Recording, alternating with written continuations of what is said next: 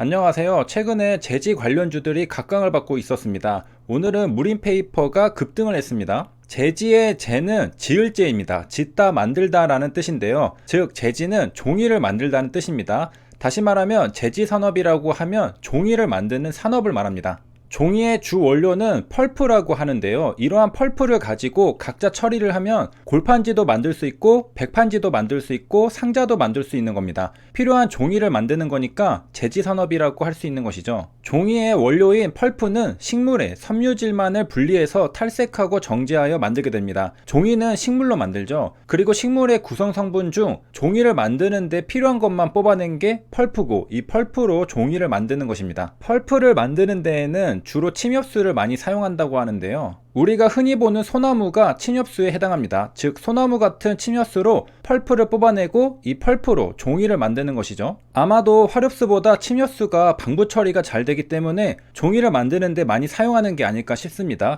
목재가 잘 안 썩는다는 뜻이죠. 우리가 책을 만들거나 배송용 포장용지를 만들거나 할 때 썩으면 안 되겠죠. 그렇기 때문에 잘 안 썩게 방부 처리가 잘 되는 침엽수를 많이 사용하는 듯합니다. 또 방부 처리가 잘 되는 이유가 아마도 화렵수보다 수분의 함량이 적어서일지도 모르겠습니다. 물이 들어있으면 잘 썩죠. 침엽수는 활료수보다 물을 적게 가지고 있다고 합니다. 그러다 보니 불이 나면 화렵수보다는 침엽수가 더 잘 타게 됩니다. 펄프를 확대하면 오른쪽 사진처럼 보입니다. 딱 봐도 질겨 보이죠? 이 펄프 값이 급등해서 무림페이퍼가 함께 급등했다는 소식입니다. 상식적으로 생각할 때 펄프 값이 오르면 제지기업 입장에서는 원재료 값이 오르는 겁니다. 펄프를 가지고 종이를 만드는 산업이 제지산업이기 때문이죠. 나무로 펄프를 만들고 그 펄프로 골판지도 만들고 박스도 만들고 하는 겁니다. 그런데 왜 호재인 걸까요? 그건 레깅 효과 때문이라고 합니다. 이런 걸 보면 주식시장은 정말 명분만 필요하면 주가가 급등하는 것으로 보입니다.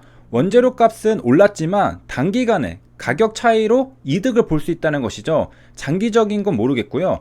원재료 값이 지금은 올랐지만 실제로 제지업체들은 비축해둔 재고가 있기 때문에 지금 오른 펄프 값의 영향은 받지 않는다는 것이죠. 그리고 오히려 현재 오른 펄프 값에 비해 비축해둔 펄프 값이 낮은 만큼 수익성이 좋아질 수 있다는 겁니다. 레깅 효과는 원재료 매수 시기와 실제 투입 시기 간의 차이가 발생하기 때문에 생기는 이익을 말합니다. 실제로 이익입니다. 유가도 마찬가지로 레깅 효과가 있습니다. SK이노베이션의 사례를 들면요, 한국에서는 석유가 나오질 않으니 산유국으로부터 원유를 구매해 옵니다. 국내로 들여오는데 보통 1, 2개월의 시간이 소요된다고 합니다. 이 기간에도 원유 가격은 계속 변화할 겁니다. 예를 들어 배럴당 30달러에 원유를 구입했는데 국내로 들여오는 도중 원유 가격이 올라서 배럴당 50달러가 되었다면 기업 입장에서는 20달러만큼 이득을 본 겁니다. 이 20달러 이득은 언제 실제로 존재하게 될까요? 레깅 효과는 판매할 때 발생합니다. 즉 유가가 상승했으니까 제품 가격도 올리게 될 텐데요. 이렇게 가격을 올린 뒤 판매할 때 레깅 효과가 발생합니다. 즉 원유 가격이 올라서 제품 가격도 올라갔습니다. 그러나 기업 입장에서는 1, 2개월 전 원유 가격이 쌀 때 매입을 한 상태입니다. 그 결과 미리 구입해서 낮은 가격에 구입한 원유 가격과 올라간 제품 가격 사이에 차익이 발생하게 됩니다. 이 커진 마진이 바로 레깅 효과로 인한 것입니다. 즉 원료는 싸게 사왔는데 그 사이에 제품 가격이 올라가서 마진이 커지는 걸 레깅 효과라고 합니다. 만약 원유 가격은 올랐는데 따라서 제품 가격이 오르지 않는다면 레깅 효과는 없는 것이겠죠. 판가는 판매 가격을 의미합니다. 즉 제지산업에서도 레깅 효과가 발생할 수 있다는 겁니다. 원재료인 펄프 가격이 상승했지만 판매 가격 또한 상승한다면 레깅 효과가 발생할 수 있습니다. 왜? 제지업체는 이미 2, 3개월 전에 저렴한 가격에 펄프를 구매해서 비축해 두었기 때문이죠. 원료 가격은 이미 저렴하게 구입해 두었으니 펄프 값이 올랐다는 근거로 제품 가격을 인상하면 이제 마진이 커지게 됩니다. 상식적으로 생각할 때 레깅 효과는 2, 3개월짜리겠죠. 왜냐하면 비축해 둔 재고가 떨어지면 이제 높아진 펄프 가격으로 구매해야 하기 때문에